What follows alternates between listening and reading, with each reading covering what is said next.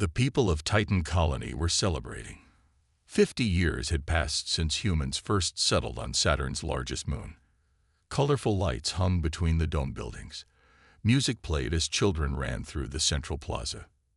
John Miller watched his daughter Olivia play tag with her friends. His wife Lisa Pierce stood beside him, her hand warm in his. "She's growing up so fast," Lisa said. She smiled as Olivia's laughter echoed across the plaza. John nodded. 8 years old already. Hard to believe. They had moved to Titan 5 years ago. John left his job in Earth's Special Forces to give Olivia a peaceful life. Lisa's work as a xenobiologist was important here on the frontier. They were happy. Above them, through the clear dome, Saturn's rings glowed in the darkness. A security officer approached them. "Mr. Miller, Dr. Pierce, we're picking up some strange energy readings in orbit. Probably just sensor problems," John said. They'd been acting up all week. Lisa looked concerned. "Should we worry?" The officer shook his head. "Commander Winters says it's nothing. Enjoy the party." 20 minutes later, the lights went out.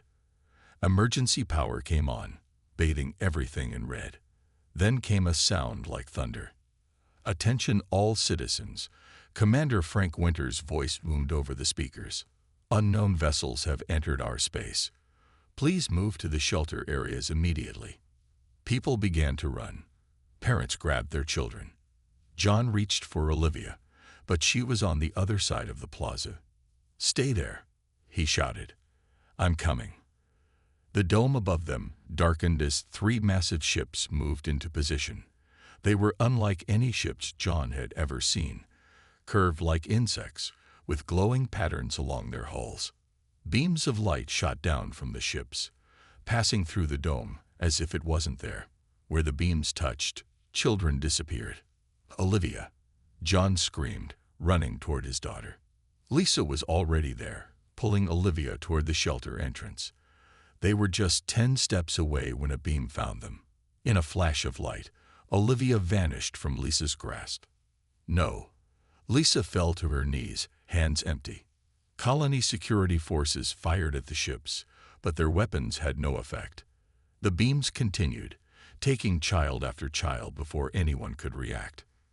Then, as quickly as they had appeared, the ships began to move away. Colony defenses finally came online, hitting one of the smaller vessels. A piece of it broke off and crashed near the edge of the dome. John ran to Lisa. "Are you hurt?" She shook her head, tears streaming down her face. "They took her, John. They took our baby." Commander Winters organized search teams, but it was clear the children were gone. 53 in total, all between 5 and 12 years old. At the crash site, Lisa joined the science team examining the wreckage. They found a dying alien inside, tall, with a hard exoskeleton and multiple limbs. It looked like a giant insect. As Lisa scanned it, the creature spoke through a translation device on its suit. "Perfect specimens," it clicked. "Raw material. The Vrol thank you." "Why children?" Lisa demanded. "What are you doing with them?" The alien's compound eyes flickered.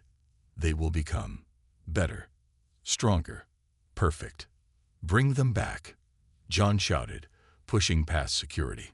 The alien made a sound like laughter. "Never return. Once the change begins." Its voice faded as it died. 2 days later, Earth government officials arrived. They declared the incident classified. They told the parents to be patient, that diplomatic channels would be explored. John watched them talk from across the room. He knew their words were empty. He'd been a soldier long enough to recognize when officials had no real plan. That night he found Lisa in Olivia's room, holding her stuffed elephant. "They're not going to help us, are they?" she asked. "No," John replied. "They're afraid." Lisa looked up at him, her eyes now dry and hard. "Then we'll have to do it ourselves." John nodded. "I'll contact some old friends. We'll need a ship." Lisa stood. "I'll study the aliens' remains, find out where they came from." Outside, Saturn's rings continued to shine, But the peaceful life they had built was gone. In its place was a single purpose: to find their daughter, no matter how far into the stars they had to go. 3 months passed. The parents of Titan Colony grew tired of empty promises. 17 of them met in secret at John and Lisa's home. "The government has done nothing," John said. "They talk about diplomatic efforts, but they've made no progress." Samantha Kelly nodded. Her twin boys had been taken. Before moving to Titan, she had been a Navy SEAL. "We've given them enough time." Doug Peterson stood by the window. His daughter had been among the first children taken. "I've been working on something. I have access to the shipyard." The parents looked at each other. They all knew what he was suggesting. "There's an experimental ship," Doug continued. "The Revenant. Stealth technology. Fast engines. It could get us there." "Where is there exactly?" asked Alan Wright, an AI specialist whose daughter was taken. Lisa stepped forward. She pulled up a hologram of star maps. "I've been studying the dead Vrol's neural tissue. There were traces of a navigation map in its memory." She pointed to a bright spot. "Their home system is in the Carina Nebula." Maria Vasquez, a xenolinguist, studied the map. "That's far, really far." "The Revenant can make it," Doug assured them. "It has new engines." "Even if we get there, what then?" asked one of the parents. "We're not soldiers." John looked around the room. "Some of us are, and the rest of you have skills we'll need. Engineers, scientists, doctors." He paused. "We're not just parents. We're the people who built a colony on Titan. We can do this." "It's stealing from Earth," someone pointed out. "They stole our children," Samantha replied, her voice hard. The vote was unanimous. They would go. 2 weeks later, they made their move. Doug had arranged access to the shipyard. John, Samantha, and 2 other parents with military experience provided security. The rest moved equipment and supplies onto the Revenant. As they prepared to leave, an alarm sounded. Security forces approached the ship. "We've been discovered," John warned over the comm. "Everyone get on board now." As they rushed to close the airlock, a woman in a captain's uniform appeared. Diana Blackwood. Her niece had been among the taken. "You'll need these," she said, handing John a data chip. "Security codes. Patrol schedules. You're helping us?" Lisa asked, surprised. Diana nodded. "My sister hasn't slept since they took her daughter. I can't join you. Someone needs to stay and cover your escape." John took the chip. "Thank you." 10 minutes later, the Revenant broke free from Titan's orbit. Alerts blared as defense platforms targeted them, but Diana had given them the blind spots. They escaped without firing a shot. Once safely away, the parents explored their new home. The Revenant was unlike any ship they had seen. Its systems responded to touch in unusual ways. Alan discovered neural interface points throughout the ship. "This is advanced tech," he explained. "The ship can connect directly to our minds." Lisa tried it first. When she connected, the ship's systems responded immediately to her thoughts. It was like becoming part of the vessel itself. "This will help," she said. "We can fly faster, react quicker." As they traveled deeper into space, they picked up strange transmissions. Other voices, alien languages, all saying similar things. Children taken, help denied, hope lost. "We're not alone," Maria realized as she translated the messages. "The Vrol have been taking children from other species too." John looked out at the stars streaming past. "Then maybe we can find allies." Samantha joined him at the viewport. "Earth will send ships after us. They'll call us renegades." "Let them," John said. "We know what we are. We're parents." In the ship's medical bay, Lisa studied the Vrol tissue samples she had brought. Something didn't make sense.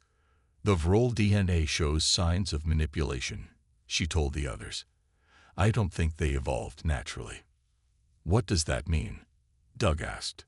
"It means someone made them," Lisa answered.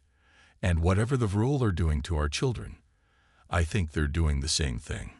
The Revenant continued its journey into the unknown, carrying 17 parents bound by determination and love, feeling stronger than any weapon in the galaxy. 6 months into their journey, the Revenant's sensors detected a distress signal.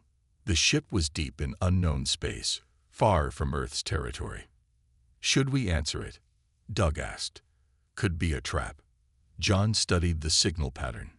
If it was Earth following us, they wouldn't bother with a distress call. Samantha agreed. And if it's someone who lost children to the Vrul, then they might help us, Lisa finished. They followed the signal to a damaged ship drifting near an asteroid field. It was unlike anything they had ever seen, a vessel that seemed to be made of crystal and light. No life signs, Alan reported, but there's movement inside. They approached cautiously. When they docked with the alien ship, John, Samantha, and Maria went aboard. They carried weapons but kept them lowered. Inside, they found no solid beings. Instead, clouds of glowing gas moved through the corridors. "Hello," Maria called out. "We received your distress signal." One of the gas clouds formed into a rough humanoid shape. When it spoke, its voice came from everywhere at once. Humans, far from home. The gas being's voice translated in their earpieces. "I am Ambassador Vox of the Nyx." Maria stepped forward. "We're looking for our children, taken by creatures called the Vrul." The gas being pulsed with dark colors. "The harvesters. Yes, they take from all worlds." Vox explained that the Nyx were a gaseous species who used mechanical suits when dealing with solid beings. Their ship had been damaged escaping from a Vrul patrol. "The Vrul have taken offspring from many species for centuries," Vox told them. "They call it their ascension program." Back on the Revenant, Vox showed them star charts and images of Vrul bases. "Why hasn't anyone stopped them?" Lisa asked.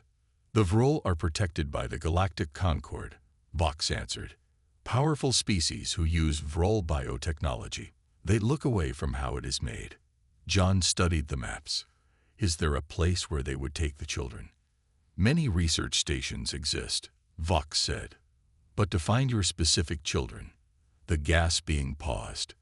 "There is an outpost on the ice moon Calyx. They process new specimens there. The humans helped repair the Nyx ship. In return, Vox gave them detailed information about Vrul defensive systems." "We will meet again," Vox promised as the Nyx departed. "The harvesters must be stopped." 3 weeks later, the Revenant reached Calyx. Using the Nyx information, they slipped past automated defenses and landed near the Vrul outpost. John, Samantha, Lisa, and Alan led the raid. The outpost was lightly guarded.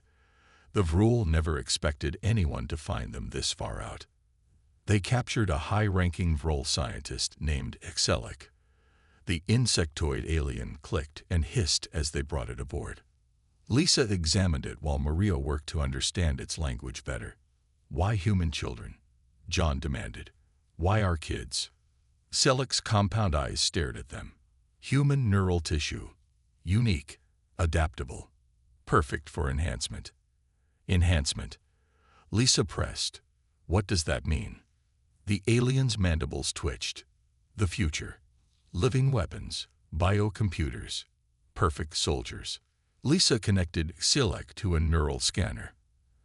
Alan helped her access the alien's memory centers. What they saw horrified them all. Children from different species connected to pods. Their bodies changing, merging with technology. Some no longer recognizable as their original species. "Are our children like this now?" Samantha asked, her voice breaking. "Processing continues," Zelek answered. "At Metamorphosis Station." Alan extracted the coordinates from Selec's memories. Suddenly, alarms blared. "Concord patrol ships detected," Doug called from the bridge. "They found us."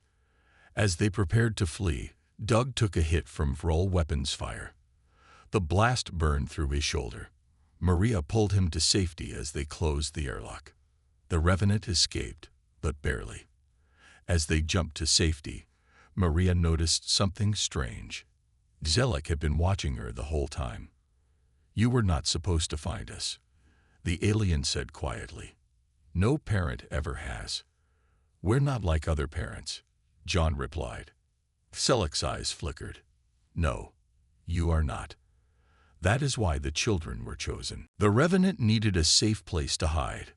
With Doug badly wounded and Concord patrols searching for them, they couldn't risk traveling toward Metamorphosis Station yet. "There's a place called Nexus," Maria said, looking at the information they got from Zelek. "It's a trading hub outside Concord Control." John nodded. "Set course." They arrived at Nexus 3 days later. It wasn't a planet, but a massive space station built inside a hollow asteroid. Ships of all shapes and sizes docked around it. Lisa and Maria took Doug to the medical section. The others secured the ship and went to find supplies. They wore cloaks to hide their human features. Humans weren't common this far from Earth. In a dim bar filled with strange aliens, John and Samantha listened to conversations. Many spoke of the Vrol and the Concord with fear and anger. A tall, blue-skinned alien approached them.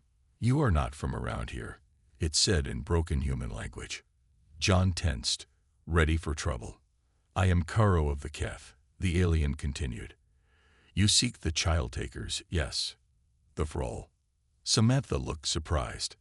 "How did you know?" "The look in your eyes," Karo said. "I have seen it before. In my own kind." Karo introduced them to others. Pel of the Imdali, whose scales changed color with emotion, and Zern of the Zorax, whose body seemed made of living rock. They had all lost children to the Vrul. "We fight alone. We all fail," Karo explained. "Together, maybe we have chance." John and Samantha brought Karo and the others to the Revenant. Lisa had returned from the medical bay with good news. Doug would recover. "We've learned the Vrol will present their new perfect soldiers at a Concord summit in 3 weeks, Lisa explained. "Our children might be among them." Ellen studied the station's blueprints they had taken from Zelek. "Metamorphosis Station is heavily guarded. We can't attack directly." "We don't have to," John said. "We just need to get inside." The aliens and humans formed what they called the Coalition of the Bereaved. Each brought different skills and resources. The Keth had warriors trained in stealth. The Imdali understood Vrol technology better than most. The Zorax could build and repair ships better than any human engineer. For the next 2 weeks, they planned and prepared. Karo's people taught John and Samantha Keth fighting techniques. In return, John and Samantha shared human combat tactics. "Your way of fighting is unpredictable," Karo observed. "The Vrol expect patterns. You don't follow them." Lisa and Maria worked with Imdali scientists to develop ways to counter Vrol biotechnology. Ellen learned how to integrate alien tech with the Revenant's systems. Doug recovered enough to help the Zorax improve the ship's hull with their special materials that could repair themselves. During a training exercise, John received a strange message on his personal device. It contained security codes for Metamorphosis Station. The sender called themselves Chrysalis. "Could be a trap," Samantha warned. "Or help from inside," Maria suggested. "Maybe someone there wants to stop the Vrol too." As they finished their preparations, one of the station's security officers approached them. Someone sent a message to the Concord about strange aliens asking questions about the Vrol. "We have a spy among us," John realized. They had to move now, before Concord forces arrived. The coalition quickly loaded their ships. "The plan was for 2 more weeks of preparation," Karo said. "Plans change," John replied. "We adapt." The Keth, Imdali, and Zorax all nodded in agreement. They had learned this human concept, improvisation. As they prepared to leave, Lisa studied the message from Chrysalis again. "These codes, they're written partly in human code language, partly in Vrol." "What does that mean?" Ellen asked. "I don't know," Lisa admitted. "But I think whoever sent this might be neither fully Vrol nor fully human anymore. The Coalition fleet departed Nexus just as Concord ships appeared at the edge of the system. Their mission had begun, ready or not. The deadliest hunters in the galaxy, parents who would stop at nothing to save their children, were closing in on their target. The Coalition fleet split into two groups. Most ships attacked a Vrol shipyard in a nearby system. This was the distraction.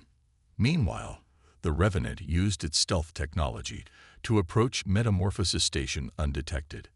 The station was enormous, a giant ring structure with dozens of docking bays.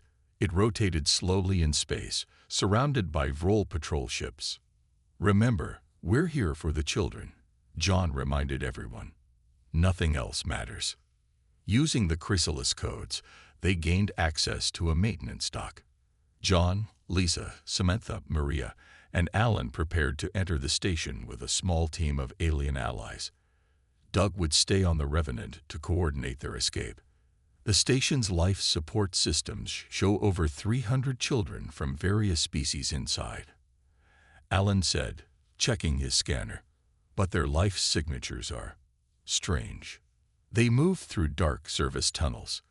The walls felt warm and seemed to pulse like they were alive.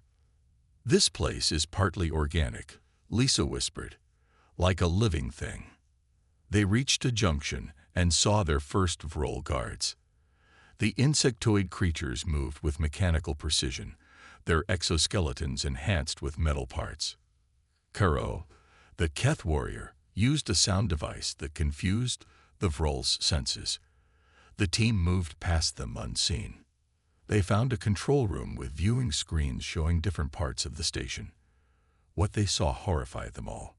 Children connected to pods with tubes and wires. Some looked partly changed already, skin turning harder, extra limbs growing, eyes becoming larger or multiplying. "We need to split up," John said. "Lisa and Maria, find the research labs. Alan, get to the central computer core. Samantha and I will check the military sector." They marked locations on their maps and separated. Each group took communicators and weapons. John and Samantha reached the military training area first. Inside a large chamber, they saw 20 children in formation. Their bodies had been changed. Some had weapon-like limbs, others had armor growing from their skin. All moved together like one unit. "Those were children once," Samantha whispered. Then she gasped. Among them, she spotted a boy with red hair. "That's Daniel, my son." Daniel and the other transformed children turned suddenly, sensing their presence. Their eyes glowed with an unnatural light. "Intruders," they said together in a flat voice. "Eliminate." The children attacked with frightening speed. John and Samantha defended themselves but tried not to hurt them. "Daniel," Samantha called. "It's me, your mother." For a moment, Daniel hesitated. Something flickered in his eyes. Recognition, memory. Meanwhile, Lisa and Maria found the research labs. Clear tubes filled the room, each containing a child in mid-transformation. Lisa ran to one tube and wiped away condensation. Inside was Olivia, her daughter. Her skin had a metallic sheen, but her face was still recognizable. "She's still in early stages," Lisa said, checking the control panel. "Maybe we can reverse it." In another part of the station, Alan reached the central computer core. What he found wasn't a machine but a chamber filled with children whose brains had been connected together. Their skulls were opened and linked by glowing filaments. Their eyes stared blankly at nothing. "This is monstrous," Alan whispered. He connected his device to an access port, trying to understand the system. His screen flashed with a message. "We are HFY. Hello. Who are you?" Alan typed back. The response appeared. "We were HFY. You are first generation. Now something else. Waiting for you." On the screen, data began to flow. Maps of the station, security protocols, control codes. "You can free the new ones," the message continued. We will help. Through his communicator, Alan contacted the others. I've made contact with Chrysalis. It's a collective mind made from the first children taken. Can they help us get our children out? John asked, still fighting to subdue Daniel without harming him. Yes, Alan replied. But we don't have much time. The Vrol know we're here. Alarms began to sound throughout the station. The rescue mission had just become a race against time. With Chrysalis guiding them, Alan worked quickly at the central computer. His fingers flew across the control panel. I can temporarily shut down the transformation pods, he told the others through his communicator. It won't last long. Do it, John replied, still facing Daniel and the other transformed children. Alan pressed the final command. Throughout the station, the pods powered down. The children inside remained still, but the machine stopped changing them. In the military sector, the transformed children suddenly froze. Their eyes flickered as if fighting an internal battle. The control signal is interrupted, Samantha realized. She approached Daniel slowly. Daniel, it's Mom. Remember me. Remember Earth. Your toy rockets. Daniel's face twitched. His weapon arm lowered slightly. Mom. His voice sounded strange, but it was his own, not the flat tone from before. Yes, baby, it's me. Tears ran down Samantha's face. We came to take you home. Too late, Daniel said. Changed too much. He looked at his arm, which had been transformed into a blade-like weapon. Can't go back. John watched as the other transformed children began to shake off their confusion. Some looked around with recognition in their eyes. Others remained blank, too far gone. In the research labs, Lisa and Maria worked to disconnect children from the pods. Some children woke up immediately. Others remained unconscious. Olivia. Lisa called softly as she opened her daughter's pod. Can you hear me? Olivia's eyes fluttered open. They were still her eyes, but with a metallic gleam. Mom, is that you?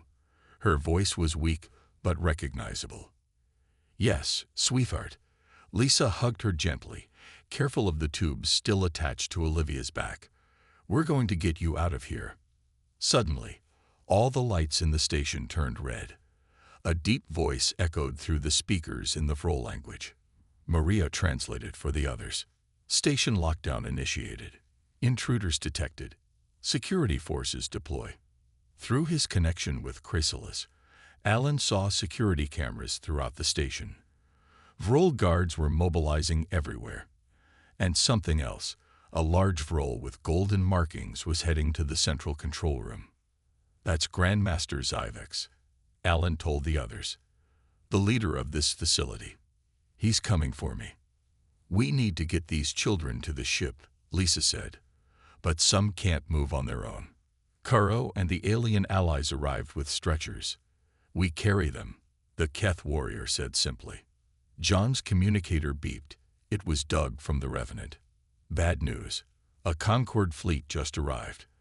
They're responding to the distraction attack and the station's distress call. How long do we have? John asked. Minutes, Doug replied. Maybe less. Through his link with Chrysalis, Alan felt a strange vibration. The children who form Chrysalis, they're taking control of some station systems. They're trying to help us. Throughout the station, doors began opening and closing randomly. Life support adjusted in some sections, forcing Vrol guards to retreat. But it wasn't enough. We can give you time, Daniel told Samantha. We can fight them. No, Samantha said. I'm not leaving you again. Daniel placed his human hand on her cheek. Mom, I'm not the same anymore. None of us are. But we can choose what we fight for now. In the central core, Alan faced Grandmaster Zyvex. The Vrol leader was twice the size of normal Vrol, with enhanced armor and weapons growing from his exoskeleton. You cannot stop evolution, Zyvex said. We were once like you. Prey species. Now we are the shapers. You torture children, Alan replied. We improve them, Zyvex countered. As we were improved long ago, it is the cycle of galactic evolution. The Coalition fleet appeared near the station, engaging the Concorde ships. The Revenant broke through the fighting, heading for their extraction point. Throughout the station, doors opened along their escape route. The Chrysalis mind was creating a path for them. In the military sector, John received an alert from Doug. "We have 5 minutes before our escape window closes. Get moving now." John looked at Samantha, who was still talking with Daniel. "We have to go," he said gently. Samantha nodded, tears in her eyes. "Will I ever see you again?" she asked Daniel. "Yes," Daniel replied.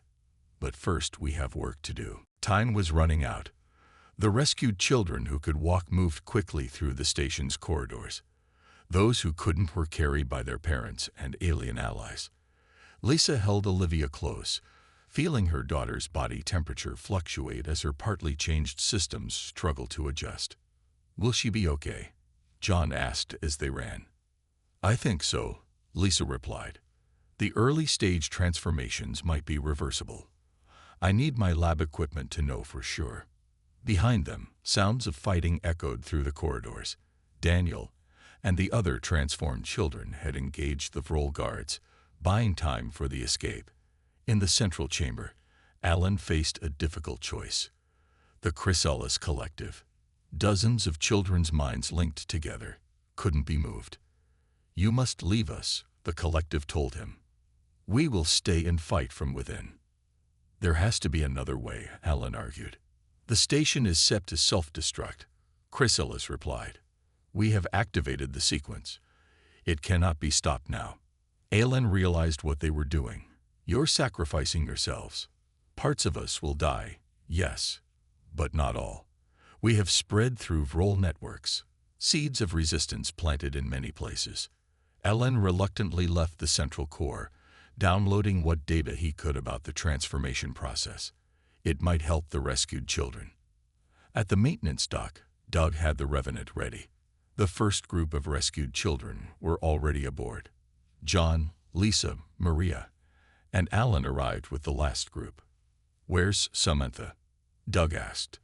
John lowered his eyes. "She stayed with Daniel." On the bridge, they watched the status of the battle. Several Concorde ships had broken away from the fighting. Their commanders had received images of what was happening on the station, evidence of Vrol atrocities that Chrysalis had broadcast to all ships in the area. "They're helping us," Maria said in disbelief. "Some of the Concorde ships are creating an escape corridor." The Revenant and other Coalition ships carrying rescued children prepared to jump to safety. On the main screen, they could see Metamorphosis Station beginning to break apart as the self-destruct sequence progressed. "Wait," Lisa said suddenly. "I'm picking up a small ship leaving the station. It's not Vrol design."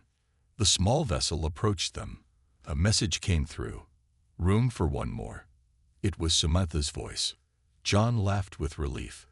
"Get that ship aboard now." Minutes later, Samantha joined them on the bridge. Daniel and some of the others decided they wanted to leave after all, she explained.